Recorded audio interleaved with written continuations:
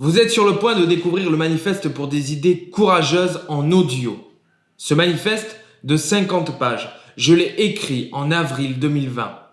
Dans ce manifeste, je pose les bases de mon engagement en politique. Je parle aussi d'histoire personnelle. Je me livre d'un point de vue intime et je dis quelles valeurs je souhaite porter pour mon territoire. Tout cela, vous allez le découvrir dans quelques instants. Je vous souhaite bonne écoute et je vous dis à très bientôt.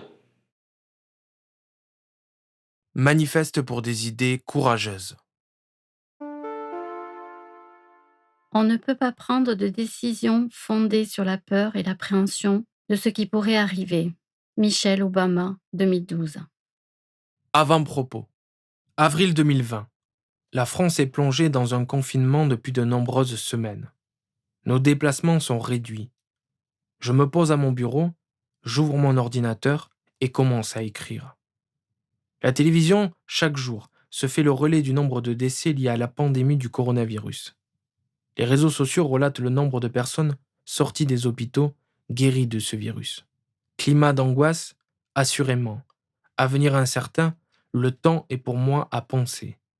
J'étais engagé pendant de nombreux mois dans une campagne électorale municipale à Narbonne, dans le sud de la France. Au lendemain de cette campagne, tout s'est arrêté. La liste que j'accompagnais en tant que directeur de campagne ne s'est pas maintenue pour le second tour. Les mesures de confinement ont été annoncées par Emmanuel Macron, président de la République, au lendemain des résultats. Tout s'est arrêté net pour moi. Je suis alors entré dans une période de travail, de réflexion. Pourquoi ? Pour bâtir l'homme politique que je souhaite être. Un homme politique porteur d'idées courageuses, porteur de valeurs. Nos valeurs sont importantes car elles sont partagées avec les autres. Baptiste Vasseur. Enfant, avec mes grands-parents, mes parents et mon frère, nous passions plusieurs semaines, chaque année, chaque été, dans la maison familiale située dans le Cabardès. Ce petit pays du département de l'Aude, dans le sud de la France, comprend 11 communes. Il fait partie du massif de la Montagne Noire, en raison des roches qui y sont présentes. Des après-midi entières, je partais sur les sentiers, sur les chemins, au milieu des forêts aux alentours, accompagné par mon grand-père. Ces sorties, ces aventures étaient pour moi une belle manière de connaître la nature et d'y être connecté. Les premières sorties furent angoissantes. Je ne connaissais aucun chemin, je n'avais aucun repère. J'avais toutefois avec moi une personne rassurante. Quand il ne connaissait pas, il n'avait pas peur. Il était, avec mon regard d'enfant, un exemple de courage. Il fut mon premier modèle de personne courageuse. Le courage croit en osant et la peur en hésitant. Proverbe romain. J'ai toujours pensé, revendiqué, que le courage était une valeur essentielle à l'action politique. C'est une valeur que je porte en moi depuis longtemps. C'est une valeur nécessaire pour être une personnalité politique. C'est une force morale, primordiale, pour être celui qui est responsable envers son territoire, envers les citoyens. Faire de la politique, c'est agir, c'est décider, c'est avoir une responsabilité, c'est aussi servir l'intérêt général. Cela demande du courage d'agir, de décider et d'assumer, du courage d'affronter les événements, les prises de décision. Un homme, une femme politique se doit d'être à l'initiative, se doit d'être entreprenant, se doit aussi de se battre pour des causes qui le méritent. Bien entendu, ce n'est pas se jeter la tête la première dans quelque chose et y croire dur comme fer sans s'attacher à l'environnement, le contexte. Non. C'est au contraire faire des actions pour surpasser la peur, en ayant conscience du danger. Le courage est un moyen, non un but. Il définit d'une certaine manière le degré d'engagement et de prise de risque. Le courage politique permet de gravir des marches inatteignables, d'avancer malgré les vents difficiles, les courants contraires. Le courage, c'est de ne pas avoir peur. Jacques Chirac. Il y a des moments dans nos vies où nous sommes face à des situations difficiles, des épreuves dangereuses. C'est lorsque nous vivons ces situations que nous sommes face à deux choix. Affronter l'épreuve et aller au contact des difficultés, des peurs que la vie dresse face à nous. L'autre choix est de reculer. Faire preuve de courage, c'est aller au-devant des difficultés, c'est les affronter, les combattre. Je suis intimement convaincu que la politique est un monde difficile. La politique n'est pas pourrie, comme on peut l'entendre ici et là. La politique n'est pas sale, car la politique est à l'image des personnes qui la font. Le monde politique est difficile car il est peuplé de nombreuses personnes différentes, avec des sensibilités et des ambitions personnelles diverses. La peur ne doit jamais guider une décision. C'est au contraire le surpassement qui fait avancer, qui fait aller de l'avant. Je crois en l'intérêt général, cette force collective qui ramène notre propre existence à un autre degré que celui de la simple servitude de son propre ego. L'ego, la conception, l'estime que l'on a de soi est une nécessité pour son développement personnel. C'est autre chose, en revanche, lorsqu'il s'agit du collectif, lorsqu'il convient d'exercer une mission pour d'autres que soi. Le personnel ne doit pas primer sur le collectif. Servir l'intérêt général est une noble cause. Servir l'intérêt général demande du courage. Cela demande d'aller au-delà de soi-même. C'est avant tout considérer les autres. C'est dépasser le désir d'acte uniquement pour soi et agir pour un groupe collectif. Comment peut-on y arriver? Avant de pouvoir apprécier, donner aux autres, il faut savoir s'apprécier soi. Avant de pouvoir être bien avec l'extérieur, nous devons être bien avec nous-mêmes. Dans une mission d'intérêt général, nous devons mettre notre savoir-faire, notre savoir-être et cette aisance à être bien dans ce monde au service des autres. Un engagement politique, cela doit être sérieux. Je m'engagerai de cette manière, moi aussi. Être dans un engagement politique, voilà ce que cela devrait représenter. Être au service d'autrui, car on a acquis et assez développé d'éléments en soi que nous pouvons en faire profiter au plus grand nombre. Notre monde est constitué de personnes qui souvent sont plus attachées à un confort personnel, plutôt qu'à des revendications et des préoccupations extérieures. Notre société contemporaine nous le rappelle chaque jour. L'individualisme prime sur l'intérêt général. Rappelons-nous chaque jour que nous ne sommes qu'un dans un ensemble beaucoup plus vaste. Je livrerai ma conception de ce monde qui a tendance à être trop égocentré en clôture de ce manifeste. La considération de l'humain est indispensable dans les rapports que nous entretenons avec les autres. Le courage authentique requiert l'existence de la peur, ainsi que le surpassement de celle-ci dans l'action. Lorsque le danger est confronté sans peur, on parle plutôt d'assurance ou, de façon plus péjorative, d'inconscience, notamment lorsque le danger est manifestement sous-estimé.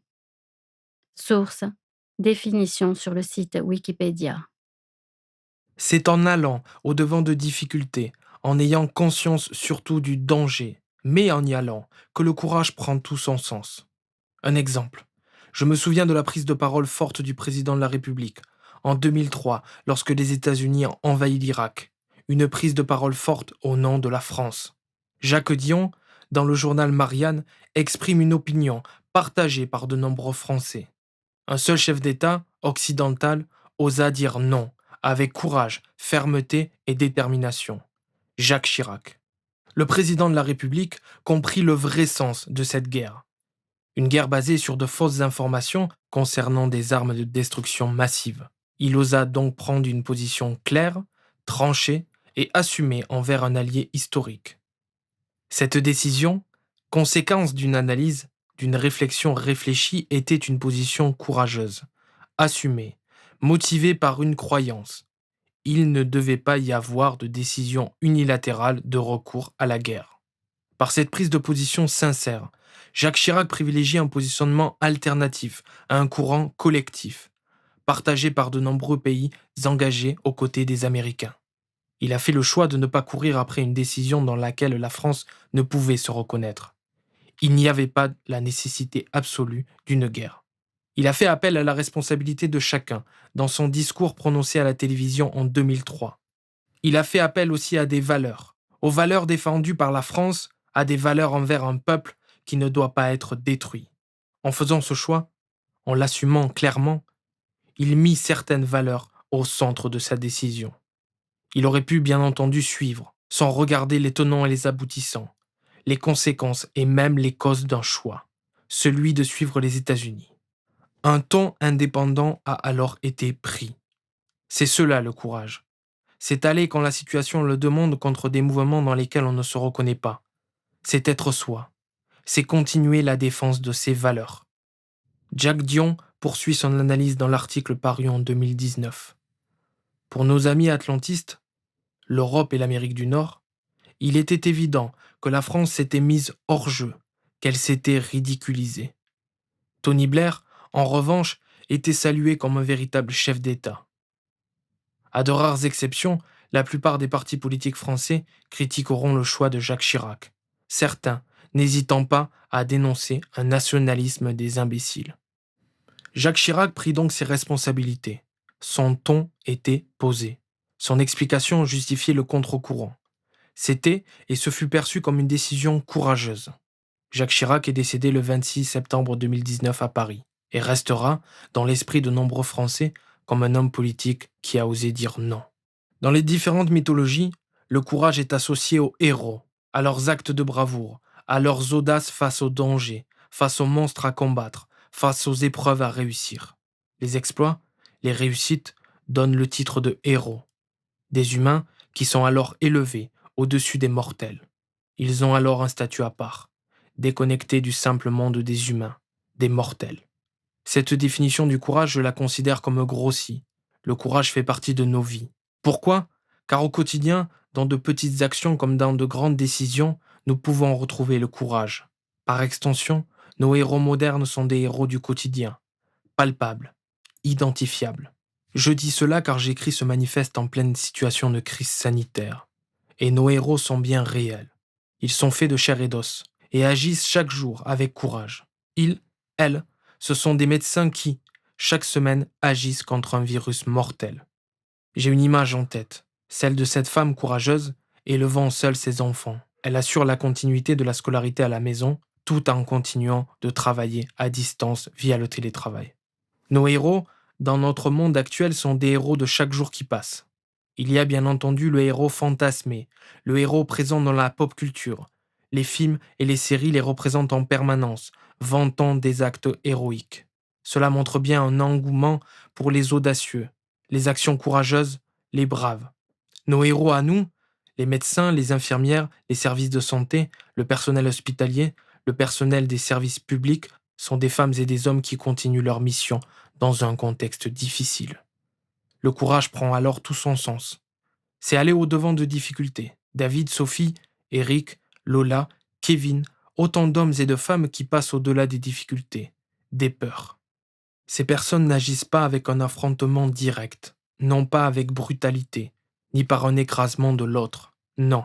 Elles sont la preuve que le courage n'est pas l'inconscience, ce comportement qui tendrait à nous faire faire tout et n'importe quoi, sans prendre en compte le danger, sans estimer véritablement les difficultés. Le courage peut grandir autant que la maîtrise des événements grandit. Maîtriser plutôt que laisser faire. Choisir plutôt que subir. Choisir une voie qui nous correspond et donner de l'énergie. Voilà ce qui définit ce que le courage est, et cela est totalement transposable en politique.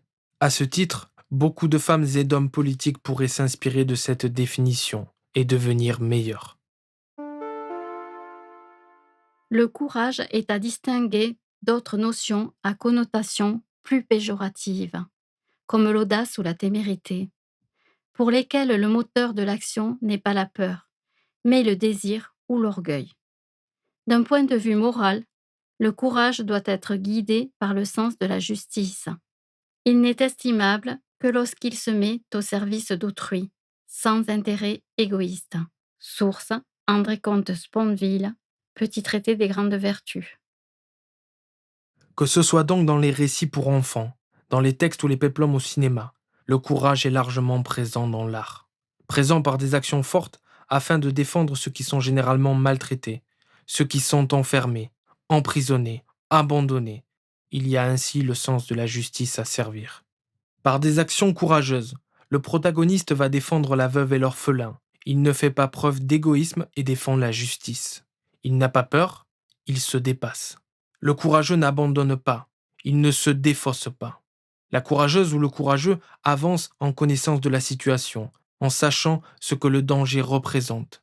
Il est lucide et en même temps déterminé à mener sa mission. La détermination et la volonté sont liées. Le courageux fait preuve de volonté d'agir. La politique demande de la volonté. On parle souvent qu'avec de la volonté, tout est possible. On l'évoque comme un manque présent chez des élus, auprès de responsables. Ce qui manque, c'est la volonté d'agir. La volonté permet de grimper sur les cimes. Sans volonté, on reste au pied de la montagne. Proverbe chinois. Mon souvenir marquant, le plus ancien, de discours politique remonte à 2007. J'ai alors 17 ans, je fais mes études au lycée Saint-Joseph à Avignon. Je suis en classe de première, en filière artistique. Mes journées sont rythmées par les cours d'histoire de l'art, les pratiques artistiques diverses et variées. Les soirées se font à l'étude, les nuitées se font à l'internat. Avant de me coucher, je regarde en boucle le débat du second tour de l'élection présidentielle, qui oppose Nicolas Sarkozy pour la droite à Ségolène Royal pour la gauche. Je suis entré dans cet établissement situé au centre de la Cité des Papes à l'âge de 16 ans. Chaque semaine, je fais le trajet entre le domicile de mes parents, dans le département de l'Aude, et la plus grande ville du Vaucluse, connue mondialement pour le Palais des Papes et le célèbre pont Saint-Bénézé. Mes journées sont beaucoup composées de temps dédiés à l'art, aux arts. Je me prends assez d'intérêt et de passion pour cette campagne présidentielle qui permet de voir, dans la lumière des meetings et des interviews à la télévision, une personnalité féminine au second tour de cette élection. Une première. L'élection présidentielle, elle m'a toujours passionné. Je m'y intéresse à ce moment-là car beaucoup d'élèves s'y intéressent. La campagne est sur toutes les lèvres. Nous, les jeunes, nous ne sommes plus vraiment des enfants et nous ne sommes pas encore des adultes. Nous découvrons la politique, les débats, les discussions entre nous sont animées. Nous découvrons le monde adulte sans vraiment l'embrasser totalement. C'est une manière pour moi de découvrir ce qu'est voter et faire un choix. Ce premier tour de l'élection présidentielle de 2007 permit à deux personnalités différentes de se maintenir pour le second tour. La première, Ségolène Royal, soutenue par le Parti socialiste, est la première femme à être présente au second tour d'une telle élection. Au-delà du symbole, c'est un signal envoyé à nous jeunes de 17 ans. Le signal que de grandes responsabilités peuvent être accessibles à tous.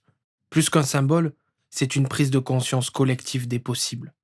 La seconde personnalité politique est Nicolas Sarkozy, soutenu par l'UMP, parti de la droite française. Nicolas Sarkozy est fils d'immigrés hongrois, ce qu'il revendique ouvertement à l'occasion de plusieurs de ses meetings, à travers toute la France. C'est aussi la preuve de la possibilité d'un monde nouveau, d'un monde où des hautes responsabilités peuvent être portées par tous. Par tous, oui, quelle que soit son origine, sa couleur, son genre, son appartenance religieuse et ou son parcours. C'est la possibilité de casser des frontières et d'ouvrir des champs des possibles. En effet, dans mon esprit à moi, jeune de cette époque, le monde, la France, nos territoires sont dirigés par des personnes qui se ressemblent toutes et viennent toutes du même sérail. Des images se diffusaient en boucle devant mes yeux, paroles imprimées dans mon esprit. Les slogans m'ont marqué de leur empreinte. Ces slogans m'ont fait m'intéresser à la communication politique que je pratiquerai plus tard dans mon parcours.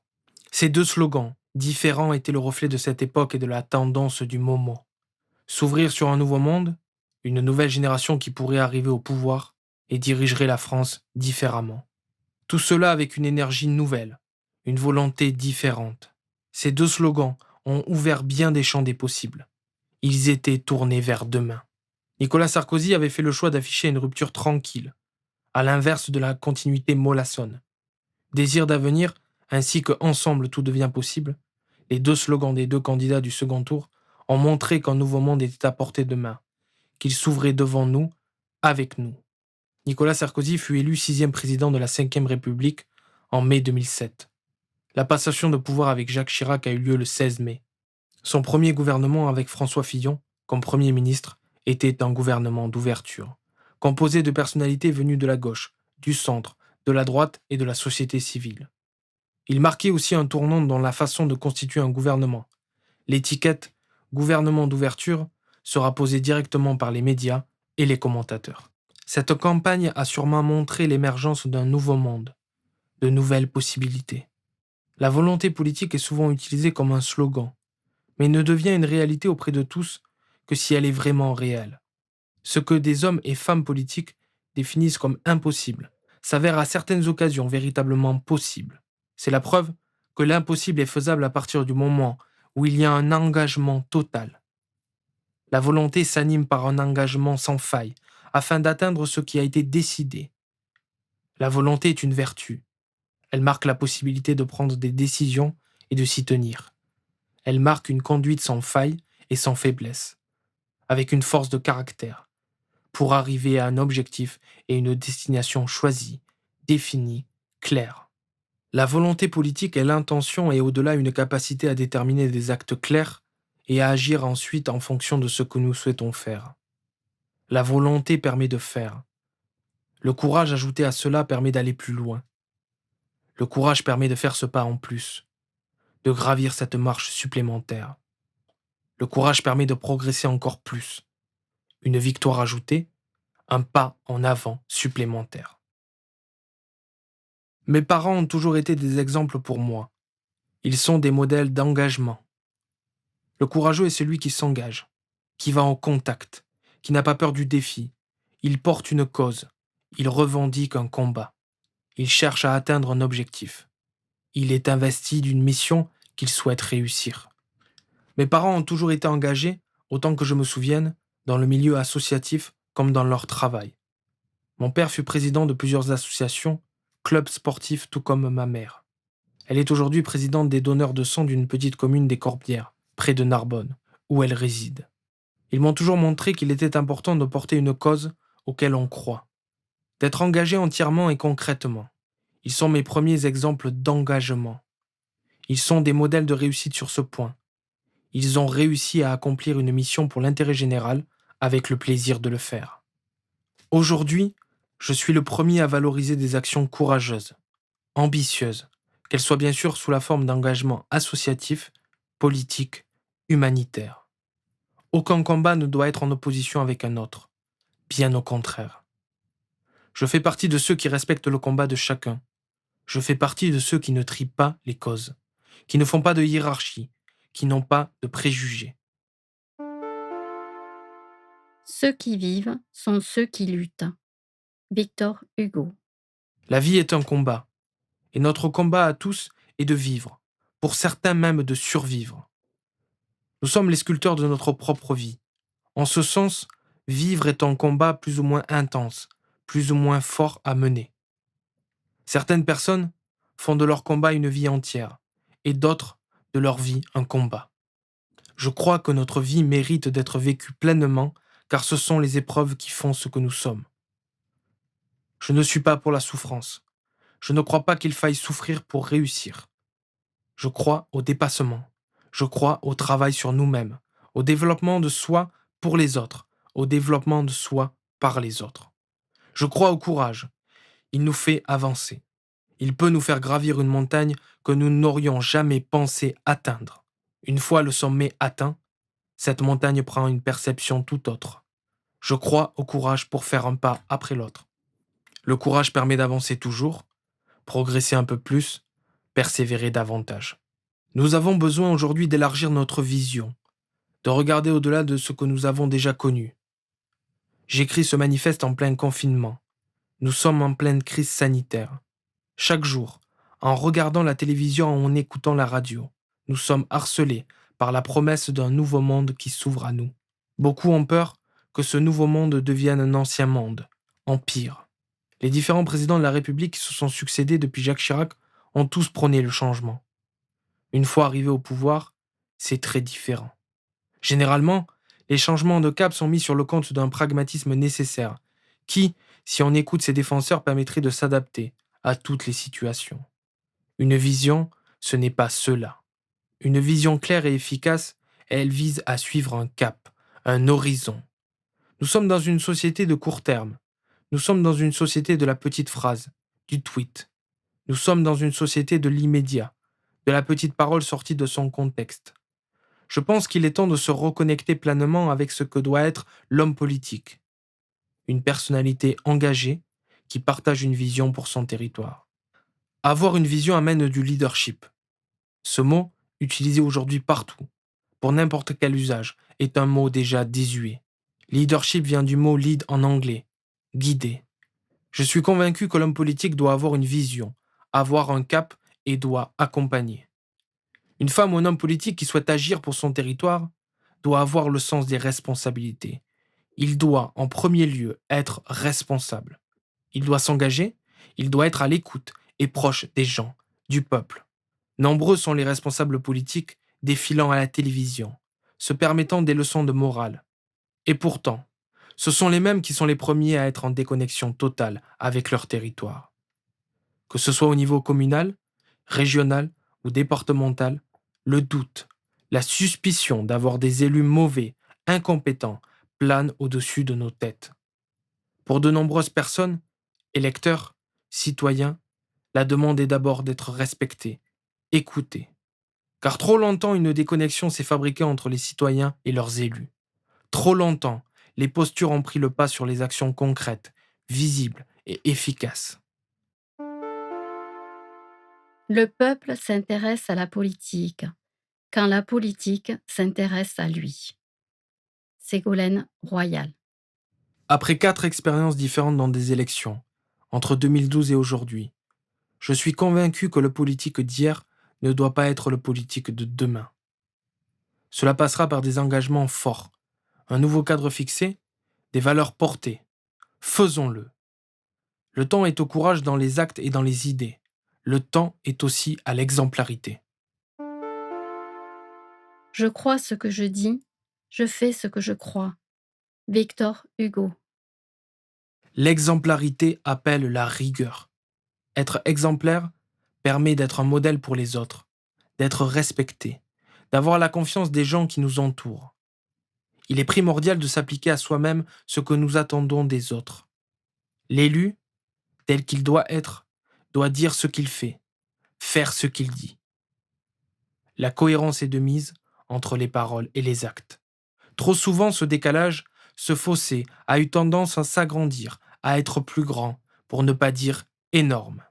Selon le rapport de 2019 publié par l'Observatoire SMAC des risques de la vie territoriale et associative, la France comptait entre 2008 et 2014 1273 élus poursuivis et 469 condamnés. Les estimations pour la période 2014-2020 sont tout aussi accablantes. Selon les estimations évoquées dans le rapport, un total de 1634 élus sont poursuivis et 672 condamnés. Le document fait aussi apparaître qu'en France, en 10 ans, de 1995 à 2015, le nombre d'élus poursuivis a été multiplié par 3. Comment peut-on croire en l'avenir politique quand on lit cela? Si nous voulons éviter tout dérapage, nous devons faire de l'exemplarité l'étendard d'une nouvelle manière de faire de la politique. Cela doit passer par des faits, des actes, des lois et non des postures. Faire de la politique autrement, faire de la politique de façon positive. Je l'entends depuis de nombreuses années. Nombreux sont ceux qui se proclament pour le changement. Mais où sont les changements véritables, profonds? Concernant les élus, au vu des données évoquées précédemment, ainsi que le manque d'exemplarité en la matière, il apparaît évident de proposer que les élus condamnés ne puissent plus exercer quelconque fonction élective que ce soit. La tolérance zéro apparaît comme nécessaire. Nous sommes dans un pays de droit, ainsi que de devoirs. Droits et devoirs doivent être respectés. Pour aller plus loin, je prône pour qu'une personne ne puisse exercer plusieurs fonctions en même temps. Je n'ai que trop vu des élus de petites communes mettre beaucoup d'énergie dans leur mission. Ces élus, parfois dans des communes de moins de 1000 habitants, sont investis pleinement sur leur territoire, à 100%, et continuent, pour certains, à travailler en même temps. S'engager ne peut pas se faire à moitié. Donner à la collectivité demande du temps, de l'énergie. Je prône pour qu'une personne ne puisse pas avoir plus de 2 mandats en même temps.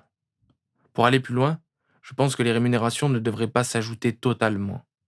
Le cumul des rémunérations ne pourrait pas se calculer en ajoutant totalement 2 indemnités. Ainsi, un calcul plus juste est tout à fait possible, avec une base d'une indemnité entière et de 50% pour la seconde. J'ai trop entendu, durant mes différentes expériences, des forces défendre avec ardeur les rémunérations des élus. Il faut bien comprendre, et soyons clairs là-dessus, que l'exemplarité passera par le courage de s'appliquer à soi-même des mesures fortes, symboliques aussi, mais qui donneront toutes les lettres de noblesse à la fonction d'élu. De tout temps surtout, j'ai entendu parler en mal de la fonction d'élu. Nous devons croire en cette fonction qui permet de servir les autres. Servir de la même manière que le font des femmes et des hommes qui s'engagent dans une association pour promouvoir une culture, une langue, d'autres pour la valorisation d'un sport moins présent sur un territoire. Un élu est garant du développement de son territoire, du bien-être des citoyens qui en font partie. Aujourd'hui, beaucoup de regards sont tournés vers nos élus. Les attentes sont parfois grandes, trop grandes. Nous attendons énormément de nos élus. Il en va aussi de la responsabilité des prétendants à une fonction, de montrer l'exemple. Voilà la demande des citoyens. À chacun de savoir comment porter des valeurs, montrer un chemin, devenir un responsable porteur d'éthique, de morale. J'ai trop d'exemples en mémoire de personnes qui ont passé une grande partie de leur vie d'élu à cumuler pendant un long temps plusieurs mandats différents. Maire plus conseiller communautaire, plus conseiller régional, n'est plus possible dans une société qui demande plus de proximité et d'efficacité. Aujourd'hui, notre temps doit être le temps de l'efficacité. Le courage permet de prendre des mesures que d'autres n'auraient pas prises à notre place. Avancer plus vite que d'autres engagés. Faire marcher notre société dans un sens juste, pour le bien commun, sans attendre. Ce bien commun gagnera énormément à progresser de façon équitable. Encadrer le rôle des élus et comment faire de la politique entraîne de nombreux avantages. Laisser plus de place à de nouvelles personnalités politiques. Ne plus faciliter les systèmes de mafia qui pourraient s'instaurer dans certains territoires. Je propose aussi de ne pas cumuler plus de 2 mandats à la suite. La qualité d'action doit primer sur la quantité. Les deux ne sont pas possibles. Chaque élu aura bien sûr le droit, après avoir exercé 2 mandats à la suite, de prétendre à un autre mandat, différent. Cela est le cas pour le président de la République, et cela s'applique. Pourquoi ne pas l'élargir tout simplement? Le symbole serait fort. La fonction de président de la République impose d'être au-dessus de la mêlée. En ce sens, cette fonction doit montrer la voie sur un chemin du progrès, pour d'autres. L'exemplarité doit s'appliquer à tous, partout, dans tous les territoires, et avec de la pédagogie, une communication et une proximité. Le travail des élus aurait tout à y gagner, ainsi que le citoyen. Je le dis aux élus qui font un travail remarquable. Parlons-en plus de ce travail. Et dans les plus, la démocratie française a tout à y gagner. Depuis aussi longtemps que je me souvienne, les polémiques n'ont pas manqué de marquer l'actualité. Des scandales concernant des emplois fictifs, du homard, des comptes cachés, des notes de frais non conformes, des détournements, etc. Les exemples sont multiples. La réalité n'en est que trop triste. Il y a pourtant des modèles qui fonctionnent. Faire de notre société une société exemplaire demande du courage. Le courage de changer de modèle. Prônons plus de transparence, plus de respect des règles, plus d'exemplarité. Oui, cela demande le courage d'évoluer. Dans un article du journal Le Parisien, datant de juillet 2019, Nicolas Beuraud expose le modèle du royaume scandinave en reprenant les propos d'un journaliste suédois. Chaque citoyen peut demander à consulter les factures des députés, en vertu du fameux principe de transparence, instauré dans la Constitution en 1766. Historiquement, la tradition de transparence en Suède remonte au XVe siècle, avec cette première loi votée, souligne Sofia Wigberg, doctorate en sciences politiques. Chaque citoyen peut demander d'avoir accès à n'importe quel document public auprès des autorités. Une exigence qui s'est renforcée au début des années 90, lorsque le pays a vécu une crise bancaire très importante, souligne Magnus Fragleger. Il ajoute: l'économie a plongé, l'argent public s'est fait rare, et l'exigence d'exemplarité est devenue très forte. Ce n'est donc pas une question de moyens, de possibilités et ou de faisabilité. C'est bien une question de volonté politique. Les opposants à ces réformes posent toujours comme argument le fait que les pays scandinaves ne possèdent pas la même culture que la nôtre. Je leur répondrai, avec la même facilité argumentaire, que tant que nous n'aurons pas mis un pied, fait un pas, dans une réelle exemplarité, et non une exemplarité de façade, les mentalités ne changeront pas. Aimer le rôle des élus, c'est vouloir l'encadrer, c'est le protéger aussi, c'est poser des garde-fous, c'est aussi pour la sauvegarde de la fonction, de son image. Les mentalités, les perceptions n'évolueront pas tant que les paroles ne seront pas suivies d'actes.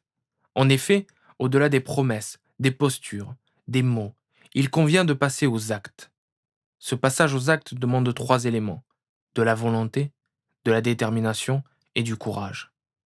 Ces trois éléments mis bout à bout permettent de transcender les intentions pour en faire une réalité. Les citoyens, la société tout entière mérite que le progrès ne soit pas de simples mots, mais une réalité vécue.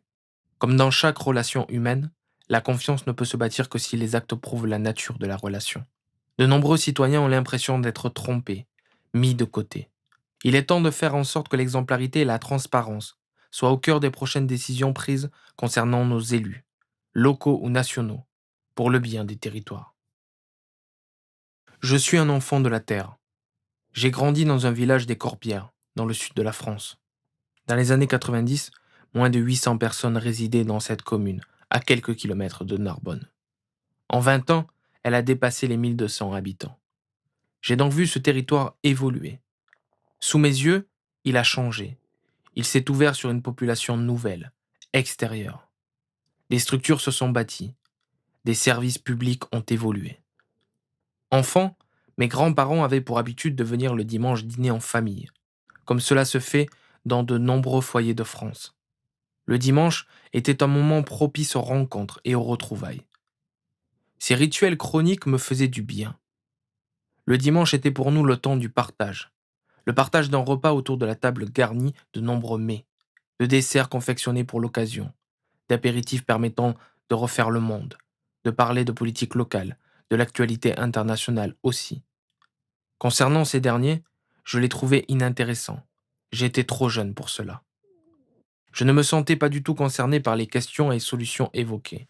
Une impression que les adultes parlaient une langue étrangère, tellement technique et déconnectée de mes envies. Mes envies étaient de jouer, comme tous les enfants de cet âge. J'avais 8 ans et le jardin extérieur dans la maison de mes parents était le théâtre de scènes d'amusement et de folie. C'était aussi la scène d'une nature qui évoluait à son rythme. Dans un espace réservé, en contrebas de la maison, mon grand-père avait pris l'habitude d'entretenir notre jardin familial. Pendant sa présence à la maison, il en profitait pour entretenir le jardin potager. Fruits et légumes se cultivaient avec le souci de la terre, le respect du temps à donner, connexion parfaite entre un homme et la nature, entre l'homme et le cosmos. Pour faire un jardin, il faut un morceau de terre et l'éternité. Gilles Clément. Mon grand-père se posait en exemple devant moi. Naturellement, il avait pour habitude de me montrer les bons gestes. Il me donnait des petits conseils, des petites astuces afin de m'apprendre comment la nature fonctionne. Je le vivais, étant enfant, comme un jeu, comme on découvre un manuel scolaire en vacances. Il me répétait, la nature possède ses règles. Elle nous les impose, et non l'inverse. Je suis un enfant de la terre, non pas de la mer. Enfant pourtant, je rêvais d'être un marin sur un voilier, voyageant sur des mers et des océans. Une volonté d'évasion, de voyage, d'aventure. Ces aventures, je voulais les vivre, comme un héros de bande dessinée, parcourant le monde à la recherche d'un trésor. Symptomatiques envies, d'ailleurs, et d'actions courageuses, avec le temps, ma pensée évolua. Je me suis davantage connecté au sol et à la terre qu'à la mer. Je ne suis jamais parti avec un voilier. Je ne me suis pas engagé dans la marine. Je n'avais pas envie d'être déconnecté de ma terre natale. Un besoin d'assumer mes racines. Je viens d'une famille de paysans. Mes arrière-grands-parents, du côté de ma mère, produisaient du vin à quelques kilomètres de Carcassonne. Le mot paysan n'est pas péjoratif. C'est bien tout le contraire. C'est la femme vivant à la campagne du travail de la terre. Ce sont les hommes qui s'occupent des vignes, vivant de la production du vin. Des façons de faire traditionnelles qui sont aujourd'hui pratiquées par des anciens et aussi maintenant par des jeunes agriculteurs. Le travail de la terre, quel qu'il soit, demande du temps et du soin. Pendant longtemps, certains intérêts nous ont fait croire que les rendements pouvaient être améliorés et ainsi faire plus de quantité, alors que seule la qualité doit compter. La qualité est en contraste avec la quantité. Elle le sera toujours. Nécessairement, il faut faire un choix de production, un choix de valeur apportée. Mes grands-parents, du côté de mon père, sont descendus de la Normandie pour s'installer dans le sud de la France. Le père de mon père tenait un garage automobile. Je viens d'une famille comme on en voit partout en France. J'ai eu cette chance d'avoir des parents et des grands-parents qui m'ont montré ce qu'est notre terre. Ils m'ont appris à observer pousser les fruits et les légumes, à les récolter, à en prendre soin et à regarder la nature dans son état brut, et non sous le plastique des supermarchés. Pour bien respecter la nature, il faut savoir respecter son temps. Il faut respecter le temps naturel, les temps de la nature, les temps du cosmos. Le temps d'une fleur n'est pas le temps d'une pierre, qui n'est pas le temps d'un arbre centenaire, qui n'est pas le temps d'une rivière, qui se charge plus ou moins en fonction des précipitations. J'ai eu cette chance. Je dis bien cette chance, car nombreux sont les enfants qui grandissent, puis vivent, sans avoir eu un rapport direct, avec une forêt, une plage, une colline verdoyante ou un environnement 100% naturel. Le respect de ces temps-là, c'est accepter de ne pas tout maîtriser. C'est faire preuve de sagesse. C'est se dire que nous ne sommes qu'un dans un ensemble beaucoup plus vaste. Entre 2015 et 2016, mon travail m'a amené à suivre un groupe d'éleveurs dans les Pyrénées françaises. J'ai eu la chance et le plaisir de parcourir des kilomètres à pied, ainsi qu'en voiture, entre leurs exploitations et les pâturages dans les montagnes. J'ai ainsi découvert une forme de migration périodique du bétail, la transhumance. J'ai pu échanger avec des éleveurs et voir le soin apporté à l'animal, au respect de son temps. Comme tous vous le disent, lorsque vous êtes dans cette démarche, que vous vous déplacez avec un troupeau, vous allez à leur rythme. Vous êtes calé sur leur temps, et non l'inverse. J'ai découvert cette transhumance verticale à travers les 4 saisons qui régissent nos années. J'ai découvert des paysages exceptionnels à plusieurs milliers de mètres d'altitude. C'est le meilleur moyen de prendre conscience de la beauté et de la valeur de notre territoire. Ce territoire accueille des femmes et des hommes qui ont toujours le souci de la terre, de l'animal et de la place que doit avoir l'homme dans cet ensemble. Cette nature qui ne mérite essentiellement que de vivre en harmonie, à nous de faire cohabiter respectueusement toutes ses composantes. La transhumance verticale voit les troupeaux passer de la plaine en hiver à la montagne en été. Cette transhumance s'effectue sur des distances réduites. C'est la principale forme de transhumance en France. La transhumance horizontale voit le troupeau changer de région pour profiter d'un climat plus favorable, sans forcément changer d'altitude. Cette transhumance peut se produire sur des distances pouvant atteindre plusieurs centaines de kilomètres. Source: Pierre-Yves, Association d'histoire des sociétés rurales. Durant le printemps, l'été, l'automne et l'hiver, j'ai pu partager des moments avec des femmes et des hommes vivant de leurs élevages. Il y avait les lieux de vie, les fermes comme on en voyait partout il y a plusieurs dizaines d'années. Là encore, une impression m'avait envahi. Une impression d'être hors du temps ou dans un temps figé. Il m'est arrivé d'avoir le sentiment de vivre la vie de mes ancêtres. Ils vivaient à la ferme, de l'élevage et de la culture de la terre. Comme un voyage à travers les années, un simple retour à l'originel. Comme un reflet de mon propre passé. J'ai donc expérimenté ce temps, des moments à suivre un troupeau, en montagne puis celui-ci descendant plus bas dans la vallée, jusqu'à l'exploitation. J'ai observé les bêtes traverser un petit village. Une image qui me restera. Un troupeau de dizaines et de dizaines d'animaux prenant 1 heure pour parcourir des ruelles étroites et d'autres très étroites. Pour nous humains, il faudrait quelques minutes. Les animaux ne se soucient pas du temps humain, des heures qui passent. La nature n'a pas de temps, elle a son temps. L'être humain a conceptualisé le temps et l'a intégré dans des objets, dans des montres afin de découper nos heures, nos jours, nos semaines, nos mois et nos années. La nature et le cosmos ne conceptualisent pas. Avec cette riche expérience, j'ai vraiment pris conscience de notre univers. J'ai eu le temps de la digérer, de l'analyser et de sentir véritablement quelle est ma humble place dans cet univers. Pour répondre à des interrogations qui pourraient être faites concernant l'élevage, je suis pour le respect total de l'animal. La condition animale est une cause que je défends depuis longtemps. Je n'en suis pas pour autant végétarien ou vegan. Michel Onfray a affirmé dans des entretiens et interviews être croyant, mais pas pratiquant, de ne pas manger de la viande et du poisson. Je m'inscris totalement dans ce qu'il a revendiqué. Je respecte les autres choix. Cette période de ma vie fut très enrichissante. J'ai beaucoup appris. Je sais que tout cela était dans le prolongement de mes différentes expériences vécues et passées. C'est rassurant de voir qu'au XXIe siècle, il existe encore cette manière de faire. Prendre soin de l'animal, prendre soin et considérer la nature. Ces femmes et ces hommes sont encore nombreux. Je suis forcé de constater que peu de personnes le savent vraiment. À ce titre, la valorisation de ces filières paraît essentielle. Nous sommes dans une société qui nous demande en permanence de mieux manger. Se nourrir sainement apparaît comme indispensable. C'est vrai. Encore faut-il savoir que cela existe et comment cela est pratiqué.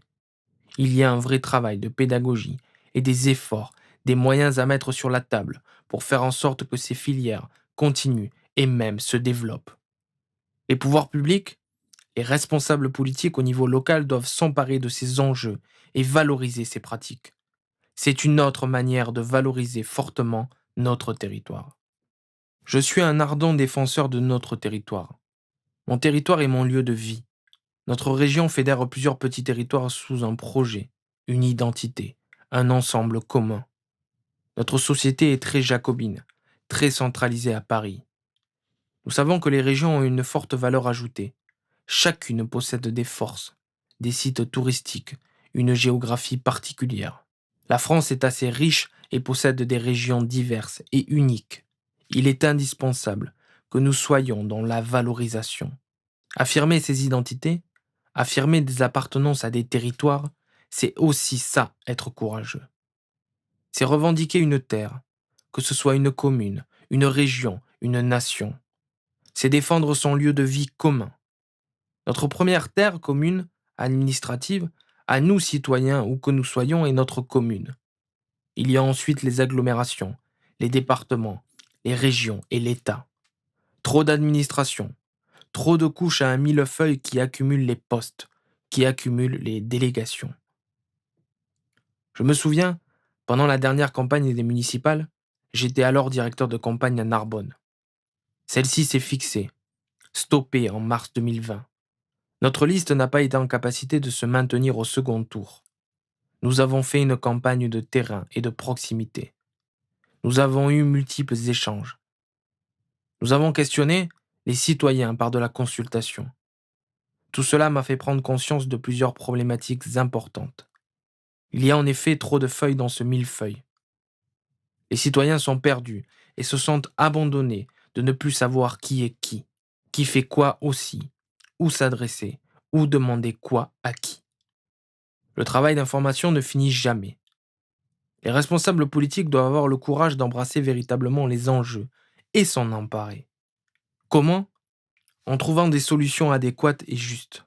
Notre modèle doit changer, évoluer, progresser afin que chaque personne se retrouve dans un schéma commun, lisible. Les citoyens nous ont fait remonter leurs incompréhensions, nombreuses sur ce sujet, au fur et à mesure qu'avançait la campagne. Pour y répondre, il conviendrait d'analyser les enjeux, consulter tous les acteurs concernés et se mettre autour de la table. Faisons à la fois progresser nos territoires et solutionnons les problèmes de doublons et de compétences. Trop d'administration tue malheureusement l'administration. Il est temps d'agir vite. Il est temps d'avoir le courage d'aller au-delà de la situation actuelle. Agir pour progresser dans le bon sens, dans le juste sens. Qu'est-ce que le vin? C'est un corps vivant où se tiennent en équilibre les esprits les plus divers, les esprits volants et les esprits pondérés, conjonction d'un ciel et d'un terroir. Gaston Bachelard. Je vis depuis de nombreuses années maintenant en région Occitanie. Je suis né et j'ai grandi dans une région qui se nommait Languedoc-Roussillon. Puis, avec la réforme territoriale de 2014, elle fusionna 13 départements sous un nouveau nom. Occitanie, Pyrénées, Méditerranée. Elle cumule aujourd'hui 4487 communes, 269 cantons pour une population en 2017 de près de 6 millions d'habitants. Elle se situe en 5e position dans le classement des 18 régions les plus peuplées. Cette région est ma région, de cœur et de choix. Elle est forte d'une richesse de terroirs, de personnes, de cultures différentes. Elle possède 40 sites et lieux urbains ou ruraux qui sont labellisés Grands Sites Occitanie. Elle est forte d'atouts, d'histoires différentes autour d'un grand appareil. Elle possède des forces différentes et fait naître sur ses terres un large choix de produits. Avant de parler du Made in France, cher à beaucoup, nous pourrions surtout parler du Made in local. Le courage doit s'appliquer ici, le courage de revendiquer une identité, le courage d'être fier de venir et d'être sur cette terre qu'est notre région. Le courage de prôner une région sans écraser les autres.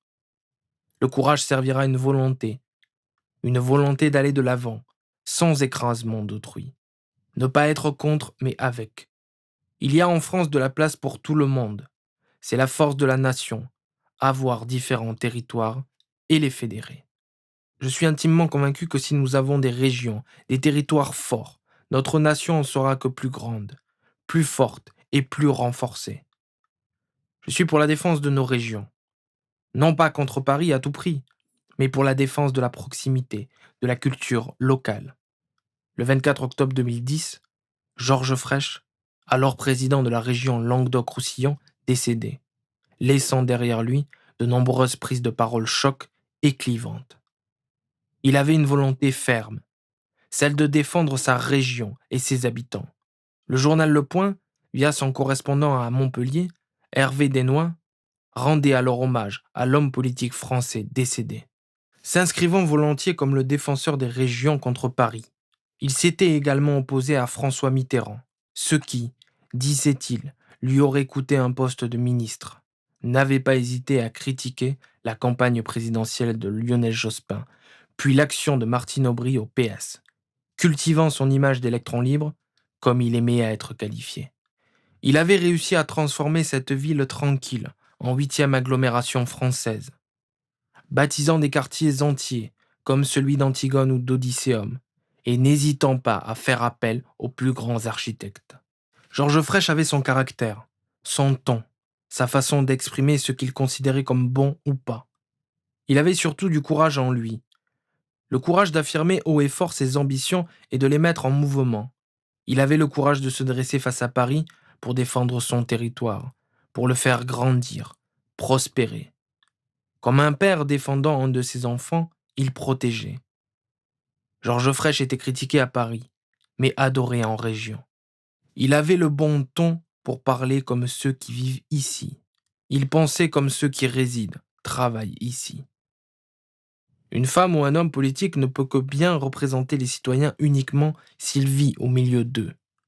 Je ne crois pas, je ne croirai jamais aux parachutés, aux candidats venus d'autres terres qui se revendiquent soudainement, par opportunisme, d'être des enfants d'ici ou là. Certes, rien ne peut interdire à qui que ce soit, à partir du moment où les personnes résident sur un territoire, de se présenter à une élection. Duper les citoyens est sûrement possible un temps, mais pas tout le temps.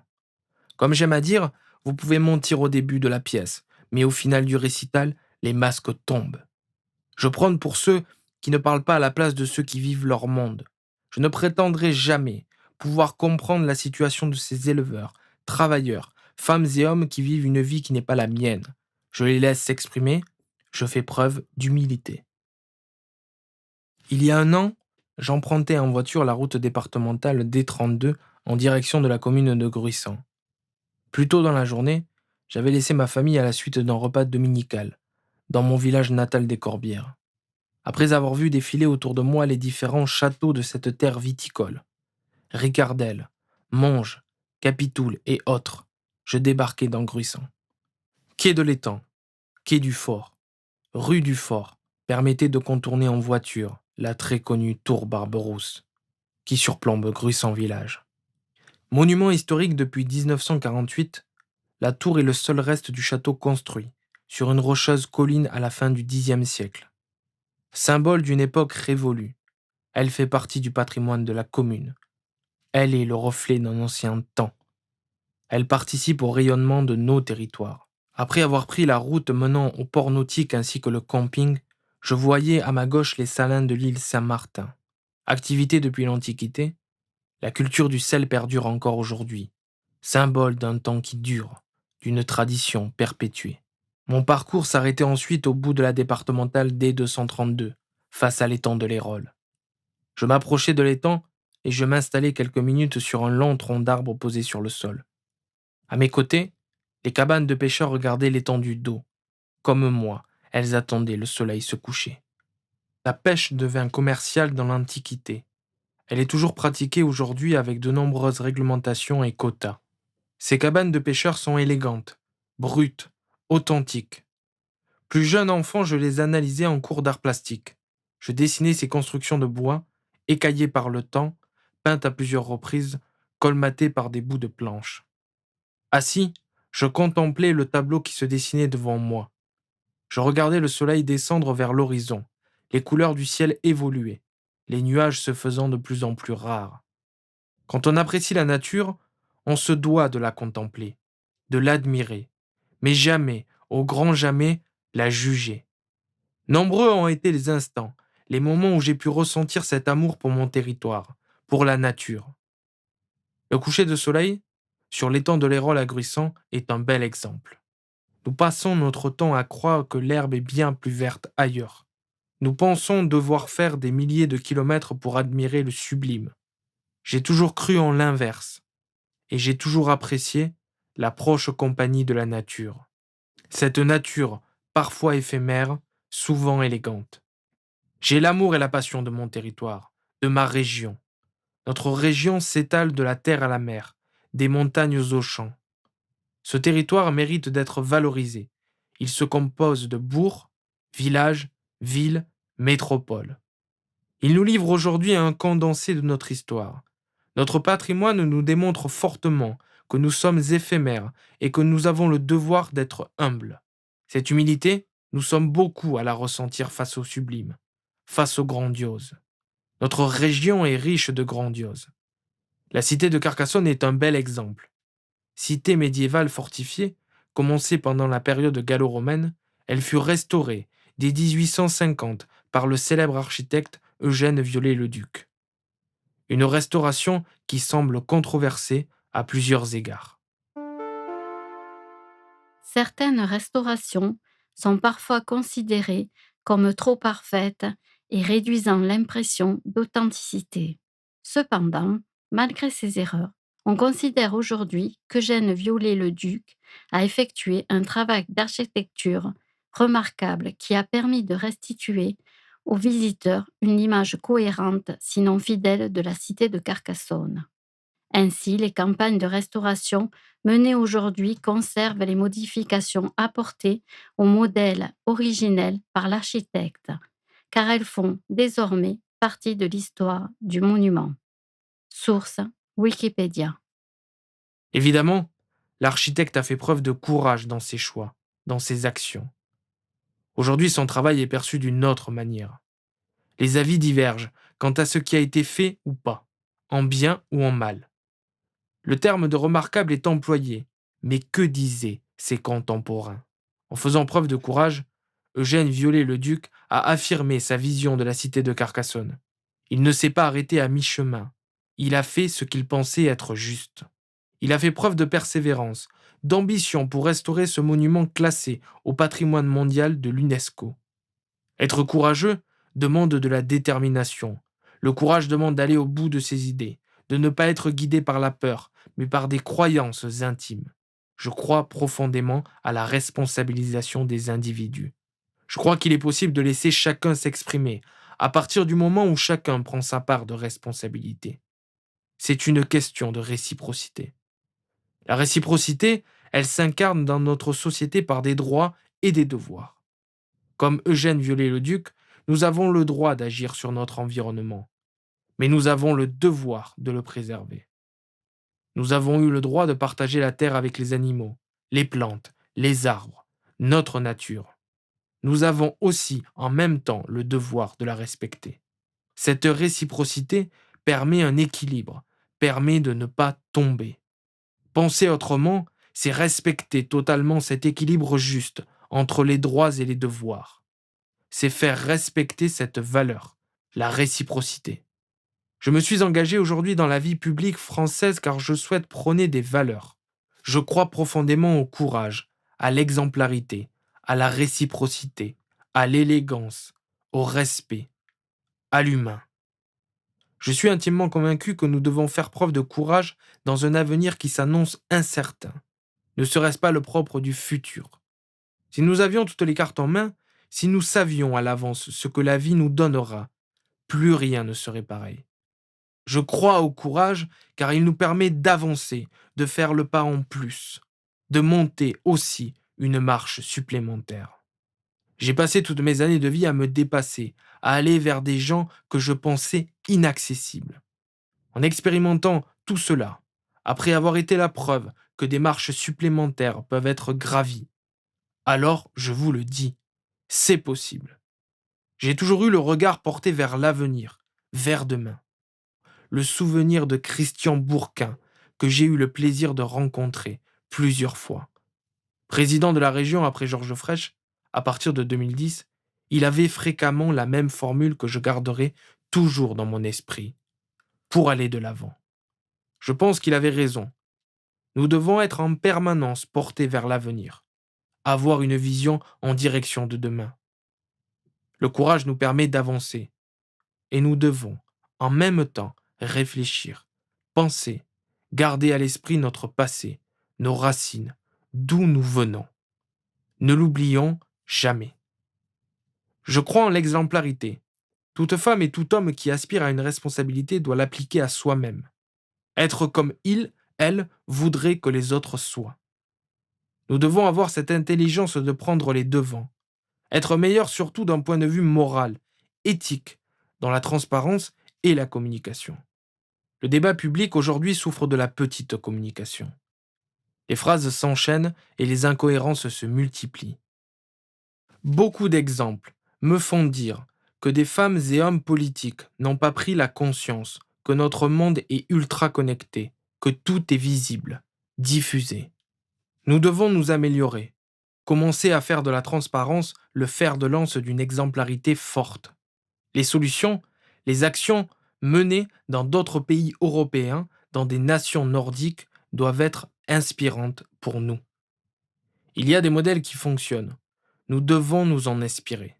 Je crois en la réciprocité, ce lien qui unit des personnes entre elles, par exemple les élus avec les citoyens.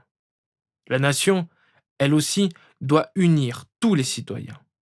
Les droits et les devoirs sont pour moi le socle solide sur lequel nous pouvons nous appuyer en permanence. Nous avons tous des droits et des devoirs. Les faire respecter est le meilleur moyen de faire respecter ce pacte républicain du vivre ensemble. On parle souvent d'union, beaucoup dans les paroles, mais pas assez dans les faits.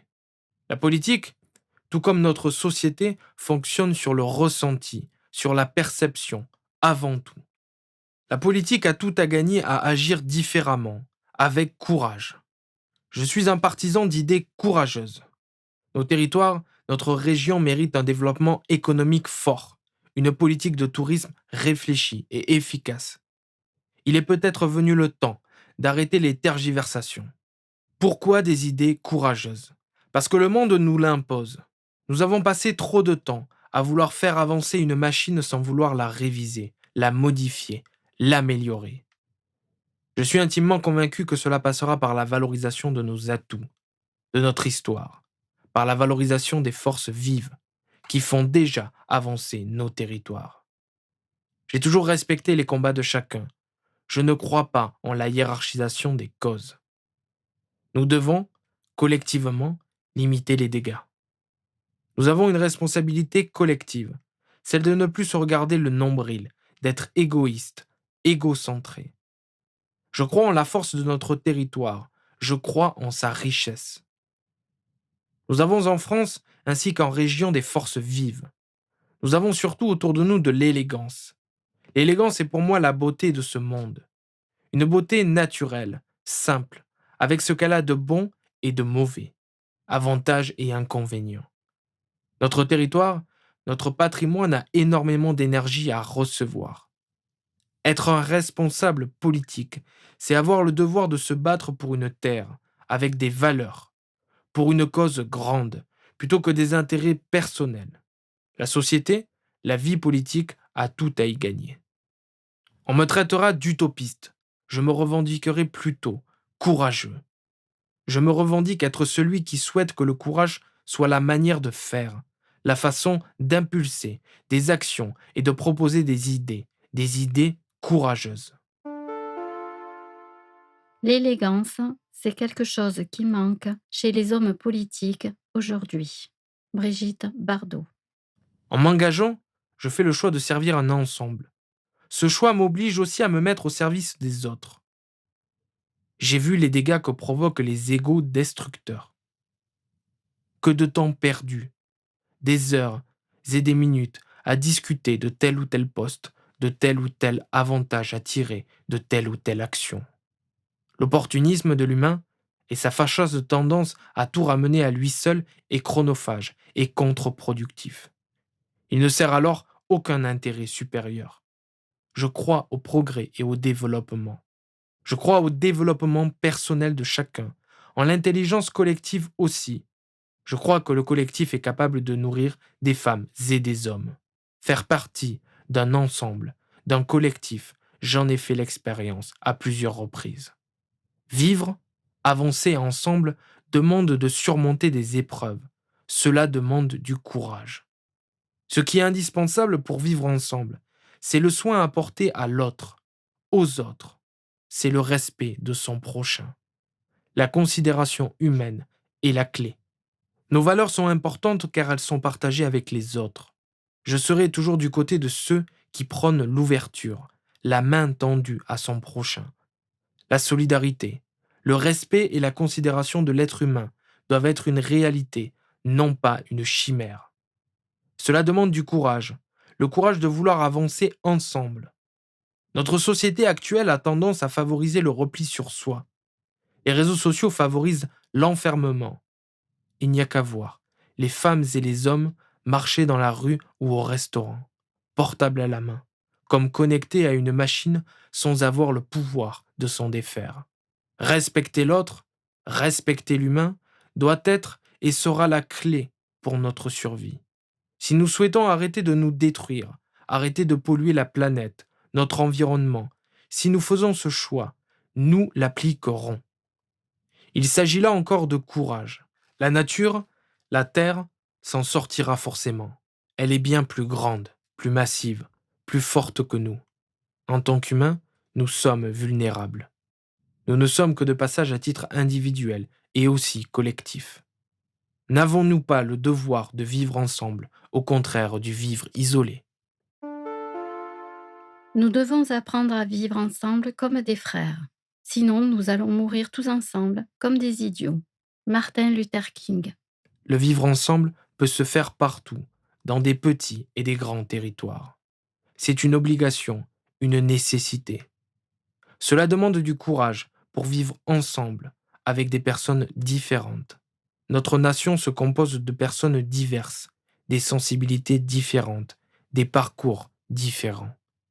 Cela demande du courage de créer les conditions du vivre ensemble. Cela demande de s'asseoir autour d'une table, de s'écouter, de partager, sans juger. Le jugement a tendance à tout détruire. Pointer du doigt attise la haine envers celui qui n'est pas comme nous. Sachons regarder le monde tel qu'il est. Nous sommes tous différents. Nous avons tous des qualités, des défauts, un parcours, une expérience qui nous sont propres. La richesse du vivre ensemble est de permettre la cohabitation de ces énergies différentes, qui participent tous à un ensemble. Le vivre ensemble, nous le connaissons et nous le pratiquons tous au quotidien, avec les rassemblements fraternels, les balades entre amis, les réunions de travail, etc. Enfant, avec mes grands-parents, mes parents et mon frère, nous passions plusieurs semaines, chaque année, chaque été, dans la maison familiale située dans le Cabardès. Cette période permettait les échanges, le partage, autour d'une table généreusement garnie de plats. Ces moments étaient le contexte parfait pour les rires, la joie, la contradiction, les débats, pour les blagues, pour les rigolades, pour vivre ensemble. Tout ce qui augmente la liberté augmente la responsabilité. Victor Hugo. Manifeste pour des idées courageuses.